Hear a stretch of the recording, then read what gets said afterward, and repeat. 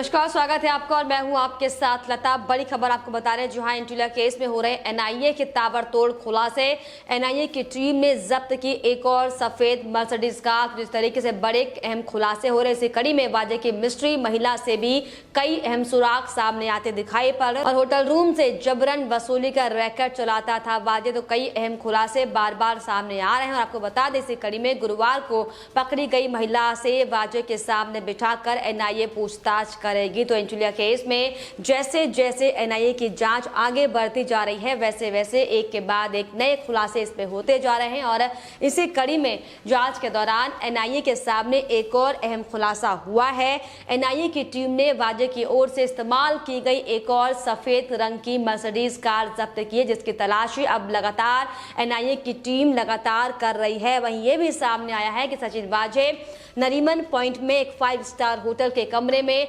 फिरौती का एक रैकेट चला रहा था और इस कमरे को जावेरी बाजार के एक व्यापारी ने 100 दिनों के लिए बुक किया था, जिसके लिए 12 लाख रुपए का भुगतान भी किया गया था। आपको बताते चले कि जांच में यह भी सामने आया कि होटल में कमरा नंबर 1964 बुक कराने के लिए वाजे के पहचान पत्र के तौर पर फर्जी आधार कार्ड भी दिया गया था, जिसमें वाजे का नाम सुशांत सदाशिव खामकर लिखा गया था। वहीं एनआईए को होटल से एंटीलिया केस से संबंधित कई अन्य सबूत भी हाथ लगे हैं, जिसमें सीसीटीवी कैमरे, बुकिंग रिकॉर्ड और स्टाफ का बयान आदि इसमें शामिल है। आपको बता दें कि वाजे ने यह कमरा छुपने के लिए बुक कराया था, क्योंकि उसे इस बात का अंदेशा लग चुका था कि उसे कुछ दिनों के लिए गायब होना पड़ सकता है। इसके लिए उसने पहले से ही सोच समझकर पूरी तैयारी कर रखी थी। और वहीं होटल के स्टाफ के बयान के आधार पर यह साफ बात भी सामने आई है कि वाजे यहां पर 16 से 20 फरवरी तक रुका था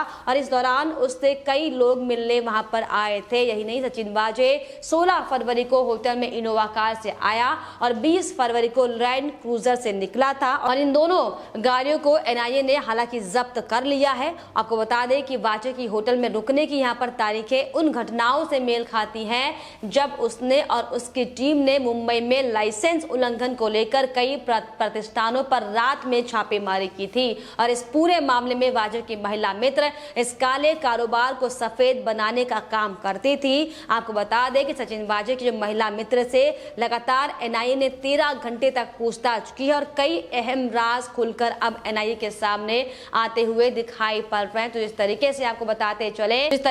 बताते चले कि एक एक कर जो अहम खुलासे इस पूरे मामले को लेकर होते दिखाई पड़ रहे हैं। इसी कड़ी में जो लगातार तार तिहाड़ जेल से जुड़ता हुआ दिखाई पड़ रहा था, अब उसकी जांच भी एनआईए की टीम कर रही है और सचिन वाजे के इस मामले की जांच अब तिहाड़ जेल में बंद गैंगस्टर तक पूरी तरीके से पहुंच चुकी है। मामले में अब दिल्ली के तिहाड़ जेल में बंद एक गैंगस्टर की भूमिका की जांच की जा रही है और साथ ही आपको बता दें कि आतंकी संगठन जैश उल हिंद ने यह संदेश भेजकर घटना की जिम्मेदारी ली थी। इस संदेश के संबंध में ही गैंगस्टर की भूमिका की लगातार जांच की जा रही है। तो किस तरीके से हमने देखा था कि जब एंटीलिया केस में उस आतंकी संगठन ने मैसेज भेजकर ये कबूल किया था कि हाँ, ये घटना उसने की है और उसके बाद जो तमाम जो एक एक करके जो एंगल्स अब सामने लगातार आ रहे हैं, जिसमें साफ तौर पर सचिन वाजे की भूमिका बेहद तरीके से संदिग्ध दिखाई पड़ रही है। और इसी कड़ी में एक एक कर एनआईए अब हर एक मुद्दों को लेकर हर एक एंगल से इस पूरे मामले की जांच कर रही है, जिसको लेकर अब ये साफ तौर पर जाहिर हो गया है कि सचिन वाजे कुछ ना कुछ छिपाने की जरूर कोशिश कर रहे हैं। हालांकि सचिन वाजे ने अभी कई नाम ऐसे हैं जो नहीं लिए हैं, लेकिन जिस तरीके से सबूत लगातार सामने आ रहे हैं, एनआईए का साफ कहना है कि इस पूरे मामले में वसूली को ध्यान में रखते हुए और कई बड़ी पावरफुल शक्तियों का साथ इस पूरे मामले में हालांकि दिखाई पड़ रहा है, लेकिन जिस तरीके से अलग अलग मामलों की जांच हालांकि एनआईए कर रही है, तो चाहे वो एंटीलिया केस हो या फिर मनसूख हिरेन की हत्या का मामला, क्योंकि जिस तरीके से मनसूख हिरेन की हत्या की जांच के दौरान जो एनआईए को लगातार एक के बाद एक सबूत मिल रहे हैं और अब एक और महत्वपूर्ण सबूत हाथ लगा है। मनसूख की हत्या के समय सचिन वाजे ट्रेन से थाने गया था, जिसको लेकर रेलवे स्टेशन की सीसीटीवी फुटेज में यह खुलासा साफ तौर पर हुआ है और यह खुलासा, यह सबूत इस बात की ओर इशारा करता है कि मनसूख की हत्या के समय सचिन वाजे भी थाने गया था और एजेंसियों को गुमराह करने के लिए उसने अपना मोबाइल फोन सीआईओ के दफ्तर में ही छोड़ दिया था। एनआईए को जांच के दौरान ये पता चला है कि 4 मार्च की रात को जब मनसुख हिरेन की हत्या हुई थी, उस दिन सचिन वाजे शाम 7 बजे के करीब कमिश्नर ऑफिस से निकलकर CST रेलवे स्टेशन गया था। वाजे को यह पता था कि अगर वो गाड़ी से जाएगा तो किसी ना किसी CCTV फुटेज में उसकी तस्वीर कैद हो जाएगी और फिर उसका झूठ पकड़ा जाएगा, और इसीलिए सचिन वाजे पैदल ही कमिश्नर ऑफिस से निकल गया और CST स्टेशन गया, जहां से उसने ठाणे स्टेशन के लिए ट्रेन पकड़ी थी। NIA ने यह भी साफ तौर पर खुलासा किया है कि वाजे शाम को 7:15 से लेकर 7:30 के बीच CST स्टेशन पर दिखाई दिया था और उसके बाद वो ठाणे स्टेशन पर करीब 8 बजे शाम को पहुंचा, जिसके बाद सचिन वाजे ने रात 8:31 पर तावड़े बनकर मनसुख को फोन कर बाहर बुलाया था। NIA के एक अधिकारी का साफ तौर पर यह भी कहना है कि इस बात की जांच लगातार की जा रही है कि आखिर कौन कौन वाजे के साथ घोड़बंदर रोड पर खड़े हुए थे जहां पर मनसुख को बुलाया गया था। क्या मनसुख को मारने के बाद वाजे ने बॉडी को ठिकाने लगाने के लिए बोला था? क्या वाजे ने जिंदा मनसुख को हत्यारों के हवाले कर दिया था? ये तमाम इसकी जो तमाम एंगल्स की जांच हो रही है। और मनसुख की हत्या के होने के बाद जिस तरीके से लगातार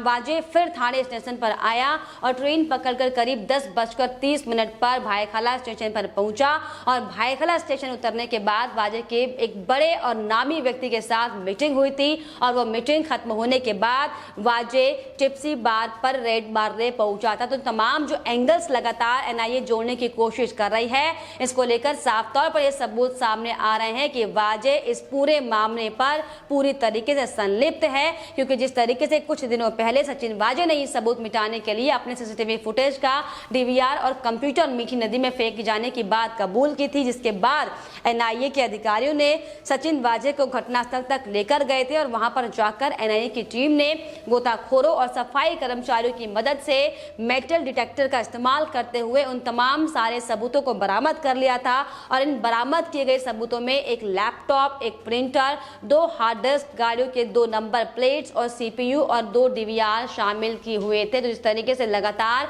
सचिन वाजे ने ये साफ तौर पर बात कबूल की थी कि उसने सबूत मिटाने के लिए ही ये तमाम डिवाइसेस नदी में फेंक दिए थे। लेकिन अभी भी लगातार जो NIA को जिसकी तलाश है वो ये है कि वो अहम कड़ी कौन है जिसके आधार पर ये पूरा षड्यंत्र रचा गया था। लेकिन हालांकि जो तमाम नाम बड़े बड़े सामने आए हैं, फिर चाहे वो अनिल देशमुख का ही नाम क्यों ना हो, लेकिन अब तक इस पूरे मामले को लेकर उद्धव सरकार जिस तरीके से अपना मुंह बंद कर बैठी है, ये साफ इशारा करता है कि कहीं ना कहीं लगातार अभी भी महाराष्ट्र की सरकार ये कोशिश में जुटी हुई है कि किसी भी तरीके से इन तमाम जांच के सबूतों को मिटाया जाए। लेकिन जिस तरीके से NIA ने अपनी जांच का दायरे को बढ़ा दिया है और जो सबूत लगातार सामने आ रहे हैं, जिस तरीके से एक एक कर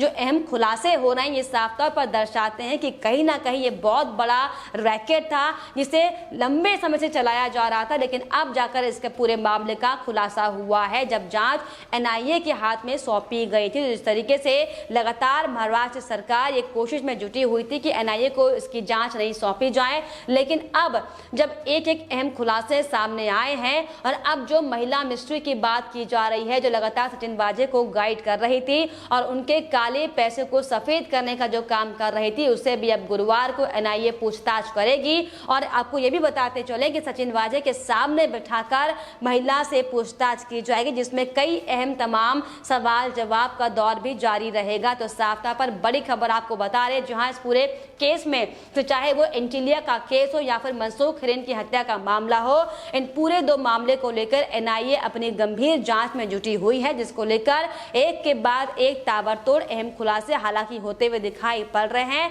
लेकिन बड़ी बात यहाँ पर यह कि जिस तरीके से लगातार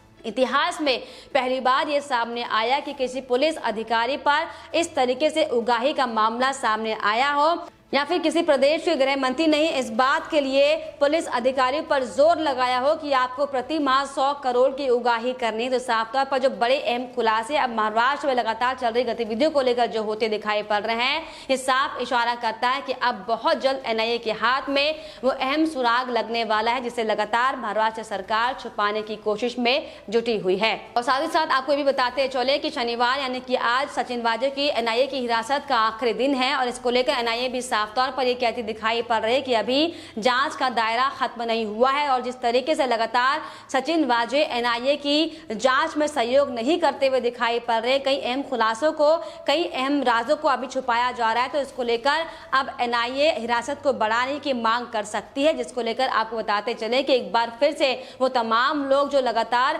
सचिन वाजे से पूछताछ करने की बात कर रहे थे एटीएस के द्वारा, उनको बड़ा झटका लगेगा, क्योंकि अब एनआईए ने साफ तौर पर यह कहा है कि इस पूरे मामले की जांच चाहे तो वो देश के बड़े नेता भी हो उनसे भी पूछताछ इस मामले में की जाएगी, लेकिन जब तक इस पूरे मामले का खुलासा नहीं होगा सचिन वाजे की हिरासत को खत्म नहीं किया जाएगा। तो इस तरीके से लगातार इस पूरे मामले में एक के बाद एक जो अहम खुलासे अब ताबड़तोड़ होते हुए दिखाई पड़ रहे हैं। इस कड़ी में ये देखने वाली बात होगी कि आखिर वो कब, वो कौन सी कड़ी होगी जिसमें ये साफ हो जाएगा कि सचिन वाजे किसके इशारों पर पूरी तरीके से इतनी बड़ी उगाही करने का काम कर रहा था और कौन कौन वो बड़े नाम हैं जो इस पूरी उगाही में शामिल हैं। फिलहाल आपकी इस पर क्या राय हमें कमेंट बॉक्स में जरूर लिखिएगा, साथ ही साथ हमारे चैनल को सब्सक्राइब करना भी ना भूलें।